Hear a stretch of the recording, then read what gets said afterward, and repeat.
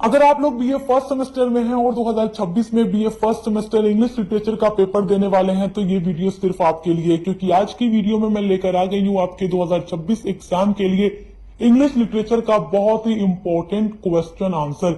और ये ऐसा क्वेश्चन है जो हर साल एग्जाम में रिपीट होता है और लॉन्ग क्वेश्चन में पूछता है, शॉर्ट में नहीं पूछता। तो लॉन्ग आंसर पूरा आपको डिटेल में बताने वाली हूँ, हेडिंग बाय हेडिंग की किस तरीके से लिखना है आपको। तो चलिए वीडियो स्टार्ट करते हैं, क्योंकि 2026 एग्जाम के लिए ये बहुत ही इंपॉर्टेंट है, हर एक स्टूडेंट के लिए, हर यूनिवर्सिटी के। तो सबसे पहले आप हेडिंग डालेंगे critical appreciation of the short story games at twilight by Anita Desai. इस तरीके से हेडिंग डालने के बाद आपको लिखना होगा, फर्स्ट हेडिंग होगी आपकी इंट्रोडक्शन। देखिए, मैं हमेशा आपको बताती हूँ कि जब भी एग्जाम में क्रिटिकल एप्रिसिएशन लिखे या कोई भी लॉन्ग आंसर आप लिखे तो हेडिंग बाय हेडिंग लिखे। और क्रिटिकल एप्रिसिएशन में हमेशा आपकी जो पहली हेडिंग होगी वो इंट्रोडक्शन होगी। इंट्रोडक्शन में आपको उस स्टोरी का पूरा इंट्रोडक्शन देना होगा, परिचय देना होगा कि ये स्टोरी किसके द्वारा लिखी गई है, कब पब्लिश्ड हुई और इस स्टोरी में क्या चीजें बताई गई हैं राइटर के थ्रू। तो इंट्रोडक्शन में आप लिखेंगे, the short story games at twilight is written by Anita Desai, a famous Indian English writer. ये जो शॉर्ट स्टोरी है games at twilight written by Anita Desai के द्वारा लिखी गई है, a famous Indian English writer, जो कि भारत की बहुत ही फेमस इंग्लिश राइटर थी। देखिए, ये आपके एग्जाम के लिए बहुत ही इंपॉर्टेंट टॉपिक है। तो जितनी भी शॉर्ट स्टोरीज इससे आपके सिलेबस में हम सभी का critical appreciation, long important question answer, short answer important question answer की वीडियोस अपलोड कर रहे हैं, ताकि आप हर एक टॉपिक को एग्जाम के लिए अच्छे से तैयार कर सकें। ऑब्जेक्टिव्स वाले बच्चों के लिए भी सब कुछ अपलोड हो रहा है, तो आप देखकर पढ़ाई करते रहिए। देखिए, इंट्रोडक्शन में ये लाइन तो आपको सबसे पहले लिखनी है कि the short story games at twilight is written by Anita Desai, a famous Indian English writer. अब लिखेंगे, it is part of her collection. ये एक हिस्सा है, इट इज ए पार्ट, ये एक हिस्सा है ऑफ हर कलेक्शन, उनके कलेक्शन का। Games at Twilight and Other Stories, तो Games at Twilight and Other Stories ये उनकी बुक है और उसी बुक का एक हिस्सा है गेम्स एट ट्वाइलाइट, ये जो आपके सिलेबस में स्टोरी रखी गई है, जो कि 1978 में पब्लिश्ड हुई। The story shows the world of children, ये जो स्टोरी है, कहानी है, शोज मतलब दिखाती है, ये कहानी दिखाती है द वर्ल्ड ऑफ चिल्ड्रेन, बच्चों की जो दुनिया होती है, देयर इनोसेंस, और बच्चों की जो मासूमियत होती है, इनोसेंस मतलब मासूमियत, देयर इमेजिनेशन, बच्चों की जो कल्पनाएं होती हैं। देखिए, बच्चे बहुत मासूम होते हैं और बहुत सारी बच्चों की इमेजिनेशंस होती हैं जब वो खेलते हैं तो दोस्तों के साथ। And the painful lesson of growing up, और एक पेनफुल लेसन भी देती है ये स्टोरी, जैसे जैसे बड़े होते हैं बच्चे, ग्रोइंग अप, बड़े होते हैं, तो बच्चों को जो सच्चाई मिलती है, जो दर्द होता है, उसके बारे में ये स्टोरी दिखाती है। मतलब बच्चों की मासूमियत के बारे में, बच्चों की कल्पनाओं के बारे में, बच्चों की जो अलग अलग इच्छाएं, ख्वाहिशें होती हैं, उनके बारे में ये कहानी दिखाती है। ये कहानी हमें यही बताती है कि जब बच्चे छोटे होते हैं तो हर बच्चा गेम जब खेलता है अपने मोहल्ले के दोस्तों के साथ या जो भी उनके दोस्तों का ग्रुप होता है सबके साथ स्कूल में, तो बच्चा हमेशा यही चाहता है कि विनर वही हो। मतलब हर बच्चे के अंदर जीतने की भावना होती है। और कुछ बच्चे तो ऐसे होते हैं जो ये चाहते हैं कि मैं जीतूंगा तो मेरी वाह वाह होगी, मतलब लोग मेरी तारीफ करेंगे। तो ऐसा ही इसमें भी एक कैरेक्टर है, रवि नाम का बच्चा है, जो ऐसा ही कुछ सोचता है और ऐसा ही कुछ करता है, लेकिन उसके साथ बहुत अपोजिट हो जाता है जो उसने सोचा था। समरी मैंने आपको पढ़ाई है स्टोरी की, तो आप देख लीजिएगा। क्रिटिकल एप्रिसिएशन की जो सेकेंड हेडिंग होगी वो होगी थीम। थीम का मतलब होता है विषय वस्तु। विषय वस्तु का मतलब क्या होता है? विषय वस्तु का मतलब देखिए होता है कि इस स्टोरी के अंदर मेन थीम क्या रखा गया है, जो मेन टॉपिक है वो किस टॉपिक पर ये स्टोरी बात करती है। तो ये स्टोरी तो बच्चों की दुनिया के बारे में, बच्चों की इनोसेंस के बारे में बताती है।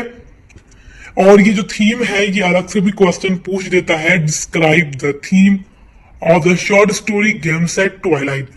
तो गेम्स एट ट्वाइलाइट की थीम को डिस्कस कीजिए। क्वेश्चन कई बार एग्जाम में अलग से रिपीट हो चुका है थीम वाला, तो आप नोट कर लीजिएगा। एग्जाम का जो मॉडल पेपर है वो ऑलरेडी मैं अपलोड कर चुकी हूँ और आगे भी कर रही हूँ और करती रहूंगी, ताकि आप लोग अपने एग्जाम की तैयारी अच्छे से कर सकें।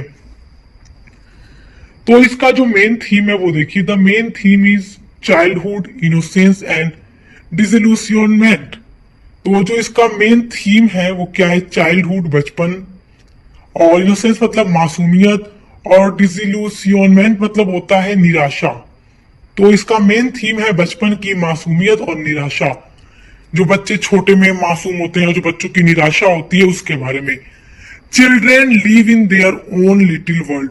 चिल्ड्रेन मतलब जो बच्चे हैं, लीव मतलब रहते हैं, इन देयर ओन अपने खुद के छोटी सी दुनिया में।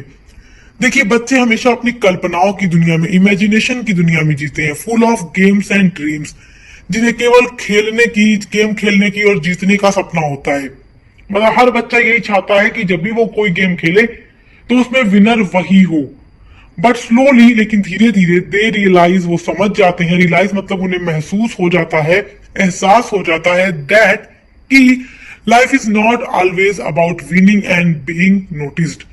कि लाइफ में हमेशा जीतना, मतलब कि बच्चों को धीरे धीरे ये एहसास हो जाता है कि जिंदगी में हमेशा जीतने और पहचाने जाने के बारे में नहीं होती। जैसे इसमें जो मेन कैरेक्टर रवि होता है, वो क्या चाहता है कि वो जब बार बार गेम को जीतेगा तो लोग उसे ही नोटिस करेंगे, उसकी वाहवाही होगी, लोग उसके लिए मतलब तारीफ करेंगे। तो इन तरीके की उसकी कल्पनाएं हैं, जबकि उससे अपोजिट वो देखता है हर एक चीज। तो बच्चे बचपन में हमेशा यही चाहते हैं कि वो विनर हो और लोग उन्हें नोटिस करे, उन्हें ही देखे। अनदर गेम इज लॉन्लीनेस, साथ ही अकेलेपन की भाव, feeling of being ignored even after doing something great. और बच्चे मतलब जब ये धीरे धीरे समझ जाते हैं कि हर बार जीतना और अपने आप को ही नोटिस करवाना ही जिंदगी नहीं होती, साथ ही साथ अकेलेपन का जो भाव है वो भी इसमें दिखाया गया है, जैसे रवि फील करता है। तो ये इसका मेन थीम हो जाएगा। आपकी जो थर्ड हेडिंग हो जाएगी वो प्लॉट समरी हो जाएगी। देखिए, क्रिटिकल अप्रिशिएशन में एक हेडिंग आप प्लॉट की जरूर डालिएगा। प्लॉट में, प्लॉट का मतलब तो आप जानते हैं क्या होता है, यूनिट नंबर 2 में आपको पढ़ना था, एलिमेंट ऑफ शॉर्ट स्टोरी, उसमें मैं प्लॉट आपको पढ़ा चुकी हूँ। प्लॉट का मतलब होता है ना कि जो भी आप स्टोरी पढ़ रहे हैं उसमें एक सीक्वेंस में क्या क्या चीजें बताई गई हैं, किन चीजों के बारे में प्लॉट, मतलब किन चीजों के बारे में स्टोरी में लिखा गया एक सीक्वेंस पे, तो वो प्लॉट होता है। तो इसका प्लॉट आप जरूर डालिएगा, क्रिटिकल अप्रिशिएशन में लिखिएगा तो आपको नंबर बहुत अच्छा मिलेगा। यानी पूरी कहानी का जो सार, जिसको हिंदी में समरी बोलते हैं, वो आपको लिखना है। मतलब हिंदी में सार बोलते हैं, मतलब कहानी का सार या plot summary. The story is about A hot afternoon. ये जो कहानी है मतलब धूप, गर्मी के समय में, धूप के टाइम की कहानी है। गर्म दोपहर की बात है, हॉट यानी गर्म, आफ्टरनून यानी दोपहर। When some children want to play outside, when मतलब जब, some children कुछ बच्चे, want मतलब चाहते हैं, to play मतलब खेलना, outside मतलब बाहर। यानी गर्म दोपहर है, दोपहर का समय है, बहुत धूप है, और कुछ बच्चे हैं जो बाहर जाकर खेलना चाहते हैं। लेकिन घर वाले तो उन्हें रोकते हैं कि मत जाओ, बहुत धूप है। लेकिन बच्चों की जिद के आगे घर वालों को भी झुकना पड़ता है। They decide to play hide and seek. अब बच्चे ये डिसाइड करते हैं कि वो हाइड एंड सीक खेलेंगे, मतलब छुपन छुपाई का गेम खेलेंगे। द यंगर बॉय रवि, छोटा लड़का जो रवि है, जो इसमें मेन कैरेक्टर है, वो ये सोचता है कि वो ऐसी जगह छुप जाएगा जहां से उसको कोई भी नहीं ढूंढ पाएगा, और पूरे गेम में हर कोई उसको कूदने में परेशान रहेगा। तो मतलब ये कोई इसको ढूंढ नहीं पाएगा। तो बाद में जब ये अपनी जगह से निकलेगा तो सबको ही कहेगा, वाह रवि, तुम तो ऐसी जगह छुप गए कि हमने तुम्हें ढूंढ ही नहीं, हम तुम्हें ढूंढ ही नहीं पाए। तो रवि की तारीफ होगी कि मतलब रवि ने एकदम अलग जगह ढूंढ ली छुपने के लिए। तो रवि इस तरीके का सोचता है। रवि हाइड्स, हाइड्स मतलब छुप जाता है, इन ए शेड, एक शेड में, एंड वेट्स और इंतजार करता है, टू विन यानी जीतने का। देखो, बच्चे जब छुपन छुपाई हाइड एंड सीक खेलते हैं तो जिससे ढूंढ नहीं पाते बच्चे, तो वो अक्सर विनर हो जाता है कि यार तुम कौन सी जगह छुप जाती हो या छुप जाते हो कि हम तुम्हें ढूंढ ही नहीं पाते। तो बस रवि के अंदर भी कुछ ऐसी ही इच्छा है, कुछ ऐसी ही कामना, मतलब रवि के अंदर भी है कि ये जीत जाएगा, क्योंकि इसे कोई ढूंढ नहीं पाएगा। He dreams of becoming a hero. अब वो सपना देखता है, बिकमिंग मतलब बनने का, ए हीरो, एक हीरो, मतलब वो अब जीतने का सपना देखने लगता है कि वो अब हीरो है। तो वो एक शेड में छुप जाता है, एक गोदाम में छुप जाता है जहां बहुत अंधेरा है और पुरानी पुरानी चीजें फेंकी पड़ी हैं। If he is the last one found, जब इसको सबसे बाद में ढूंढा रहेगा और सबसे एंड तक ये छुपा रहेगा, मतलब हर कोई पकड़ा जाएगा, सबको सब कोई ढूंढ लेगा, बट मुझे गेम में कोई ढूंढ नहीं पाएगा, रवि ये सोचता है। तो लास्ट में इसको ढूंढ पाएंगे तो ये विनर हो जाएगा। But when he finally comes, लेकिन जब वो शेड से बाहर निकलता है, ये कई घंटों तक शेड में छुपा रहता है और यही सोचता रहता है अंदर से कि हर बच्चा मुझे ढूंढने में परेशान होगा, बट कोई मुझे ढूंढ नहीं पा रहा है। लेकिन धीरे धीरे जब वो शेड में कई घंटे गुजारता है तो उसे खुद भी डर लगने लगता है, क्योंकि वहां बहुत गंदगी थी और बहुत अंधेरा भी था। और जब वो बाहर निकलता है, बट लेकिन when he finally comes out, लेकिन जब वो बाहर आता है, ही फाइंड्स, वो पाता है दैट कि एवरीवन, यानी हर बच्चा जो खेल रहा था उसके साथ, हैज फॉरगॉटन, मतलब भूल चुके हैं, अबाउट हिम, उसके बारे में, and moved on to another game, और सारे बच्चे अब दूसरा गेम खेल रहे हैं। तो यही बात रवि को काफी ज्यादा हर्ट करती है। अब देखिए, ऐसा मतलब ये स्टोरी हमें बच्चों की मासूमियत के बारे में बता रही है कि बहुत सारे बच्चे यही सोचते हैं कि मैं ऐसी जगह छुप जाऊं या गेम को जीत जाऊं तो मेरी प्रेज होगी, मेरी तारीफ होगी। और रवि भी यही सोच के इतना ऐसी जगह छुप गया कि कोई सोच ही नहीं सकता था कि वहां रवि छुप सकता है, छोटा सा बच्चा वहां छुप सकता है। कई घंटों वो शेड में छुपा रहा, ये सोचता रहा कि हर कोई उसे ढूंढने में परेशान होगा, मगर ढूंढ नहीं पा रहा है। कई घंटों बाद जब वो शेड से बाहर निकलता है तो वो देखता है कि जितने भी बच्चे उसके साथ हाइड एंड सीक खेल रहे थे, वो सब अब उस गेम को छोड़कर रवि को ढूंढ नहीं रहे, रवि को अब सब भूल चुके हैं और दूसरे गेम में लग चुके हैं। तो बच्चे ऐसे ही होते हैं, मतलब इंतजार नहीं करते, अब कहेंगे छोड़ो जाने तो वो कहाँ चला गया, अब उसको कहाँ ढूंढे, चलो हम दूसरा गेम खेलते हैं। तो इस तरीके से बच्चे अब दूसरा गेम खेलने लगे और रवि छुपा का छुपा रह गया। और जब रवि बाहर आता है तो उसका दिल काफी ज्यादा दुखता है और वो पेट के बल घास पर लेट करके रोने लगता है, उदास हो जाता है। तो ये कहानी हमें बच्चों की मासूमियत के बारे में बताती है कि कैसे रवि कुछ और सोच रहा है और उसके साथ वाले बच्चे कुछ और, मतलब कि बच्चे अब दूसरे गेम में बिजी हो चुके हैं, खेल रहे हैं। रवि तो अब किसी को याद भी नहीं। अगली जो क्रिटिकल अप्रिशिएशन की हेडिंग हो जाएगी वो हो जाएगी सेटिंग। सेटिंग में आपको बताना होता है कब का टाइम है। तो देखिए, the story is set is an Indian house hold during a hot summer evening. Setting का मतलब होता है कब की टाइम है, किस जगह में बच्चे खेल रहे हैं, मतलब स्टोरी में किस चीज की जगह को दिखाया गया, मतलब कौन सी जगह दिखाई गई है, कौन सी टाइम दिखाई गई है। तो इसमें टाइम है हॉट समर, यानी कि गर्मी की दोपहर, एंड डस्टी शेड, और इसमें एक जगह दिखाई गई डस्टी शेड जो कि काफी गंदा शेड है जहां पर रवि छुपता है। द हाउस, और इसमें घर दिखाए गए हैं, and the garden create a realistic background, और एक गार्डन दिखाया गया है जहां बच्चे खेलते हैं और ये गार्डन क्रिएट करता है रियलिस्टिक बैकग्राउंड। और इस मतलब अनिता देसाई जो राइटर है इसमें गर्मी की दोपहर के बारे में दिखाती हैं, भारतीय घरों की कहानी है, बच्चे बागीचे में खेल रहे हैं और उन सभी चीजों का पूरा बैकग्राउंड इसमें दिखाया गया है। द एटमॉस्फेयर ऑफ हीट, और जो एटमॉस्फेयर है वो काफी ज्यादा हीट है, बोर्डम है, and evening play time feels very natural and readable.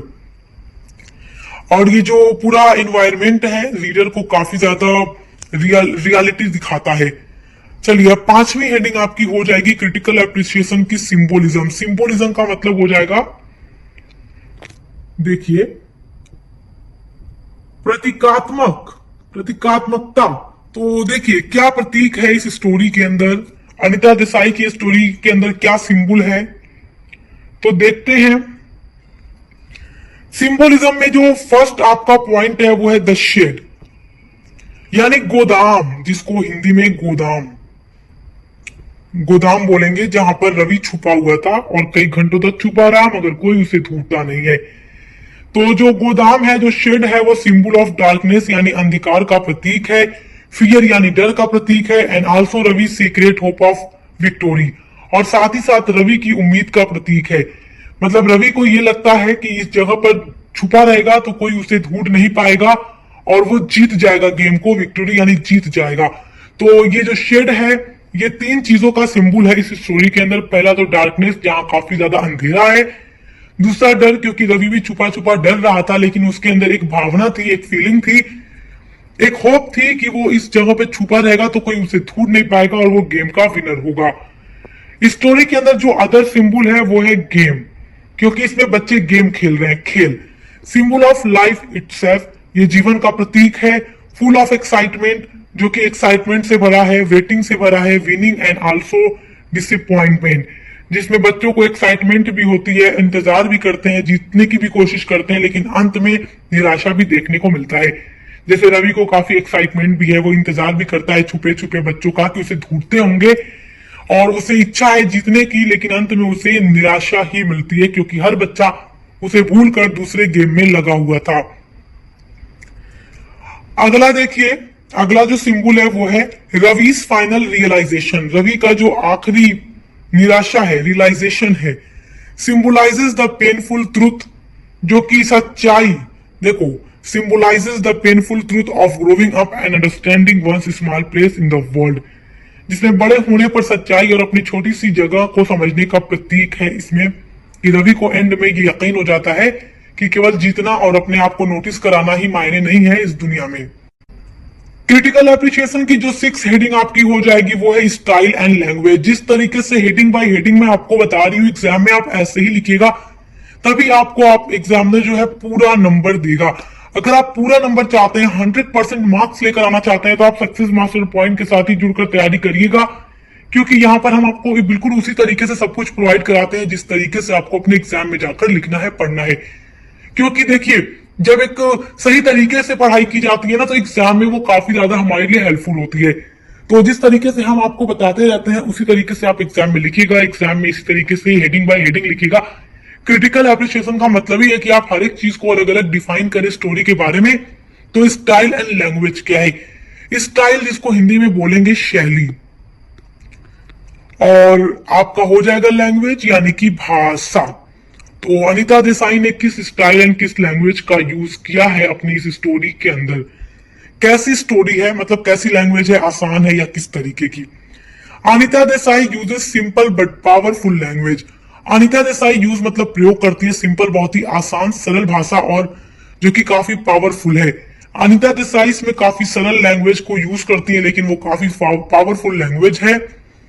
C mix English with Indian cultural settings, और इसमें उन्होंने भारतीय कल्चर को भी दिखाया है अंग्रेजी, मतलब कि उन्होंने भारतीय परिवेश को अंग्रेजी में बहुत सुंदर ढंग से प्रस्तुत किया है।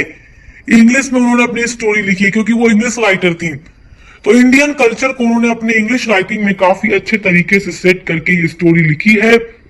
She uses detailed descriptions of the heat, the garden and the shade which makes the reader feel the atmosphere।